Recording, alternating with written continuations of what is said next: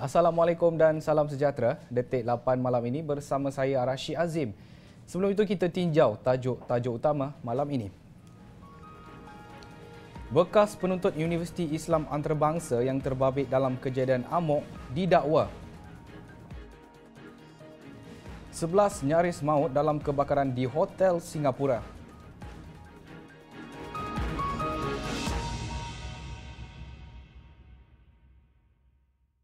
Bekas penuntut Universiti Islam Antarabangsa yang cedera dalam kejadian amok di Kompleks B Jabatan Perdana Menteri Putrajaya minggu lalu didakwa atas dua pertuduhan.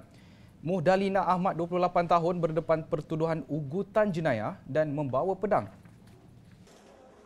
Pertuduhan terhadap Muhdalina dibuat di bilik 38 Wad 3B, Hospital Putrajaya, tempat dia menjalani rawatan akibat cedera ditembak oleh polis hari kejadian.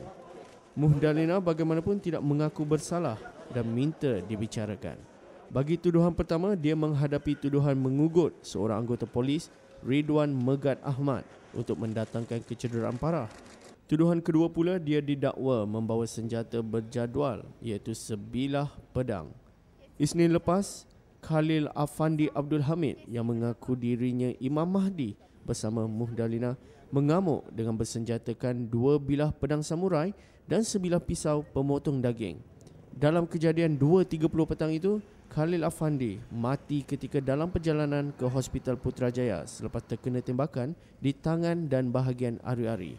Manakala Muhdalina yang cedera menerima rawatan di Hospital Putrajaya. Harapkan pagar makan padi. Di Terengganu, seorang lelaki mengaku bersalah mencuri motosikal milik ibunya.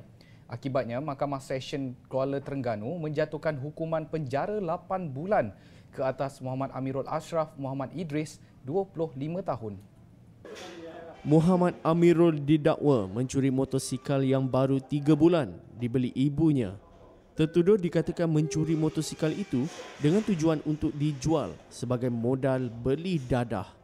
Ibu tertuduh yang tidak tahan dengan perangainya itu membuat laporan polis. Dia kemudian ditahan polis 12 Julai lalu. Pada perbicaraan hari ini, dia tidak diwakili peguam.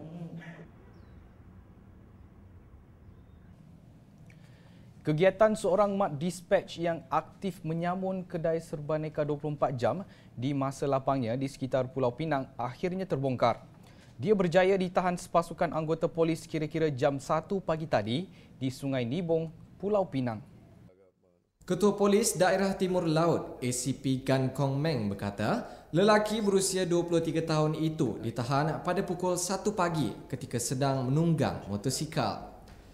Ketika itu, anggota polis sedang membuat rondaan menahannya kerana dalam keadaan mencurigakan.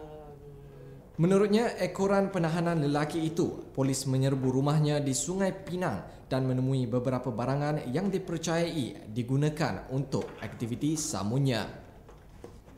Katanya siasatan awal mendapati lelaki yang masih bujang itu sudah menyamun 7 kedai serbaneka 24 jam sejak bulan Jun lalu dan kerugian keseluruhan dianggarkan RM14,148.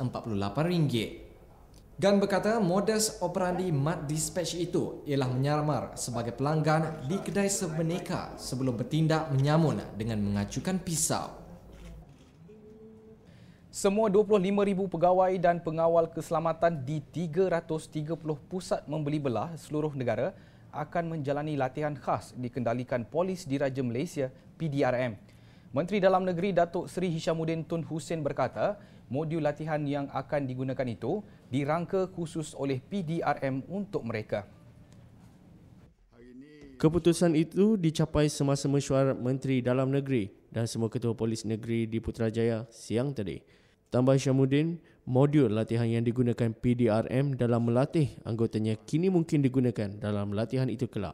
Dan latihan daripada pihak PDRM dan kerjasama dengan kem-kem latihan yang sedia ada merupakan sesuatu ke arah lebih menambah nilai kepada apa yang kita lakukan di bawah GTP 1. Beliau turut mengarahkan Ketua Polis Negara Tan Sri Ismail Omar untuk segera melaksanakan perancangan serta memulakan latihan berkenaan. Jika ada keperluan, pusat latihan polis akan digunakan. Ketika ini hanya 3 pusat membeli belah yang bekerjasama dengan polis bagi melatih pegawai dan pengawal keselamatan mereka. Langkah kerajaan membina lapangan terbang antarabangsa Kuala Lumpur KLIA-2 adalah tepat bagi menampung pertumbuhan mendadak penumpang penerbangan murah. Timbalan Menteri Pengangkutan Datuk Abdul Rahim Bakri berkata terminal penerbangan tambang murah LCCT sedia ada tidak mampu lagi memenuhi keperluan. Beliau memberitahu persidangan Dewan Negara hari ini terminal itu juga tidak dapat dinaik taraf kerana tidak mempunyai ruang yang cukup. Menurutnya, pembinaan KLIA-2 ini akan memberi keselesaan kepada penumpang dengan ruang lantai terminal lebih besar iaitu 257,000 meter persegi. Ia jelasnya mampu menampung sehingga 45 juta penumpang setahun. Katanya, setiap penumpang akan menikmati tahap keselesaan 25 meter persegi berbanding 11 meter persegi di LCCT sekarang.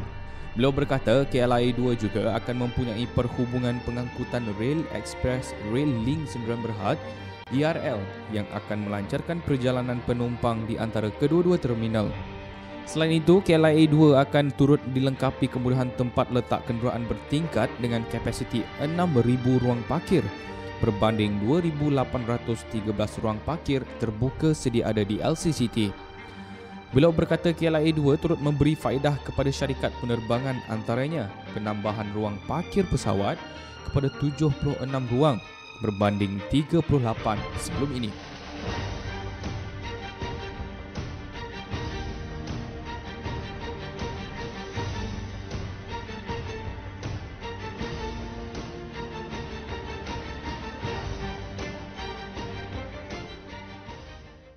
Detik 8 berehat seketika menyusul selepas ini.